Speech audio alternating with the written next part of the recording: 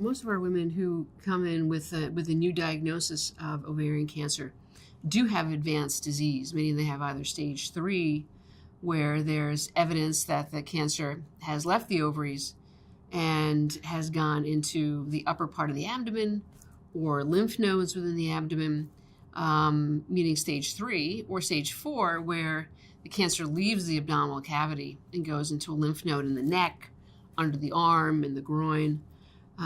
So over 70 to 75% of women who are diagnosed with ovarian cancer have advanced stage, so stage 3 or stage 4.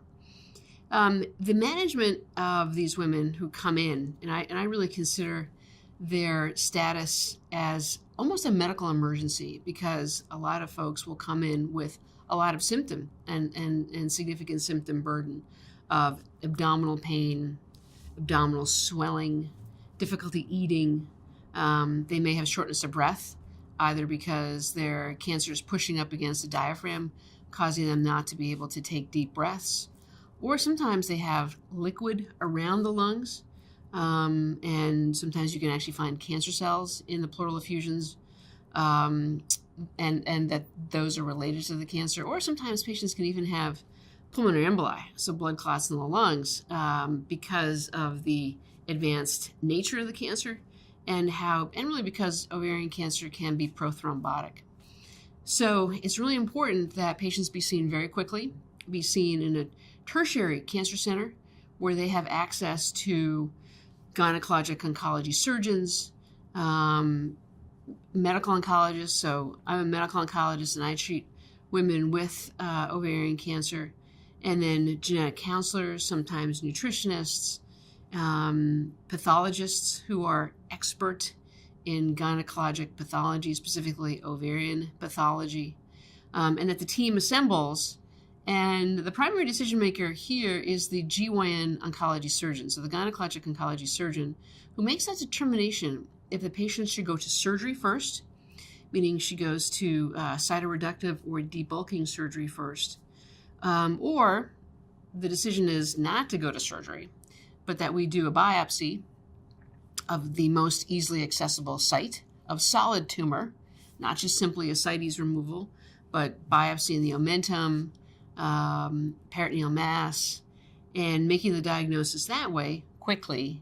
And then once that diagnosis is made, starting chemotherapy with carboplatin and paclitaxel. The chemotherapy is also certainly has undergone some changes over time, where a few years ago we were using more weekly paclitaxel in addition to once every 3 week carboplatin. And a trial called ICON 8 has really showed us that once every 3 week carboplatin paclitaxel appears equivalent to carboplatin and weekly paclitaxel, or weekly carboplatin and weekly paclitaxel.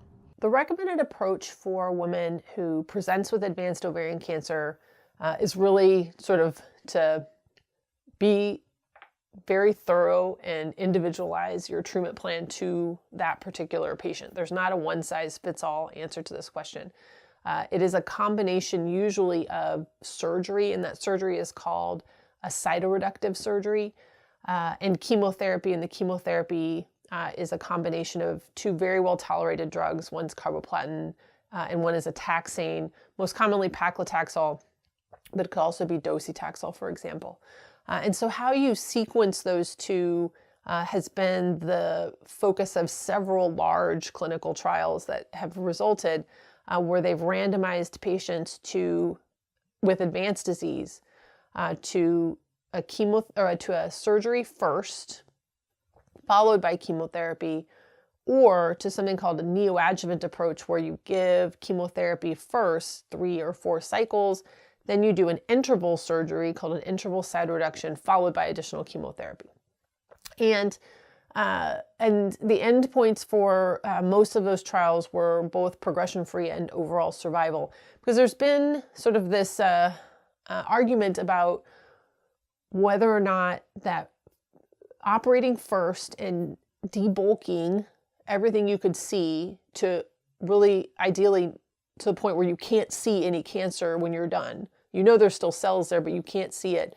And then giving chemo kind of removes as many of the resistant clones as possible. So you're sort of just mopping up the rest with the chemotherapy, as opposed to starting with a lot of tumor, giving it chemo, and you get a nice response because ovarian cancer is very chemosensitive, but you also are sort of pre-selecting your resistant clones, and so it sets a patient up theoretically for a shorter progression-free survival.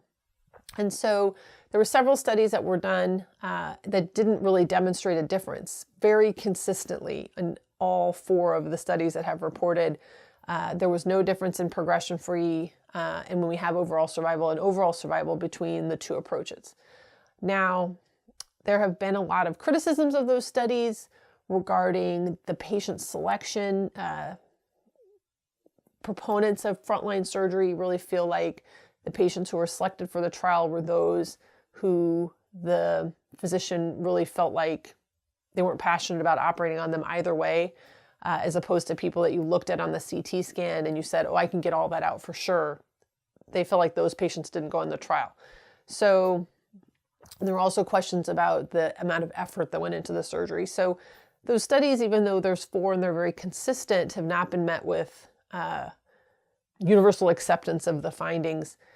And why is that important to keep discussing is that if there is indeed an improvement in progression-free or overall survival with frontline surgery, then we ought to be doing that, and patients ought to be seeing highly qualified surgeons who can do that surgery. If there really isn't a benefit, then it's safer to give chemo first and then do the surgery in the middle, because the surgery is not anywhere near as radical as it is when you do it before chemotherapy. So this is still an important question. So in patients who could go to the OR, it's really up to patient and physician discussion, kind of shared decision making. For patients who present with disease that's clearly just not, we say, gettable, lots of cancer in the liver, for example, or disease in the lungs, not just pleural effusions. Pleural effusions we still operate on, but like actual disease in the lungs, those patients really always start with chemotherapy and then get a surgery in the middle. And then there's a population of patients that just never get surgery. It's a small population, but they're just sort of never good candidates. So that's that group as well. We don't really plan to not do surgery.